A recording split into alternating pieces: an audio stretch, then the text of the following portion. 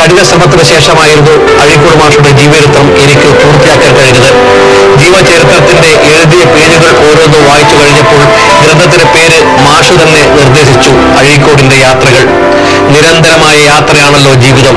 അതുകൊണ്ട് തന്നെ അഴീക്കോടിന്റെ ജീവിതം ഒട്ടേറെ യാത്രകളുടെ സമാഹാരമായിരുന്നു. തൃശ്ശൂരിലും കണ്ണൂരിലും കോഴിക്കോട്ടുമായി മാസങ്ങൾ നീണ്ട കൂടിക്കാഴ്ചകളും അഭിമുഖങ്ങളും, യാത്രകളിലെ സഹസഞ്ചാരവും. പത്രാധിപർ, അധ്യാപകൻ, പ്രോ വൈസ് ചാൻസലർ, ഭാരതീയ ദാർശനികൻ, സാമൂഹ്യ സാഹിത്യ വിമർശകൻ, ഇങ്ങനെ അഴീക്കോട് മാഷുടെ ജീവിത യാത്രകൾ വൈവിധ്യവും വൈജാത്യവും കൊണ്ട് നിറഞ്ഞതായിരുന്നു. ഒരു മഹാസമുദ്രത്തെ ചിമിഴിൽ ഒതുക്കാൻ ശ്രമിക്കുന്നതിലെ മൗഢ്യം അഴീക്കോടിന്റെ ജീവയാത്രകൾ ഒരു ഗ്രന്ഥത്തിലാക്കി ചുരുക്കുമ്പോൾ എനിക്ക് അനുഭവമായി.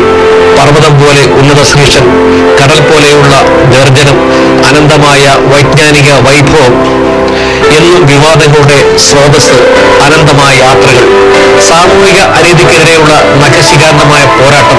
അഴീക്കോട് മാഷുടെ ജീവിതം ചരിത്രമാക്കാൻ ശ്രമിച്ചപ്പോൾ പലപ്പോഴും തളർന്നു പോയിരുന്നു. എങ്കിലും ഗ്രന്ഥം പൂർത്തിയായി കഴിഞ്ഞപ്പോൾ ഈ ജീവിതത്തിൽ ചെയ്ത മഹത്തായ ഒരു കർമ്മമായി എനിക്ക് അനുഭവപ്പെടുകയും ചെയ്തു.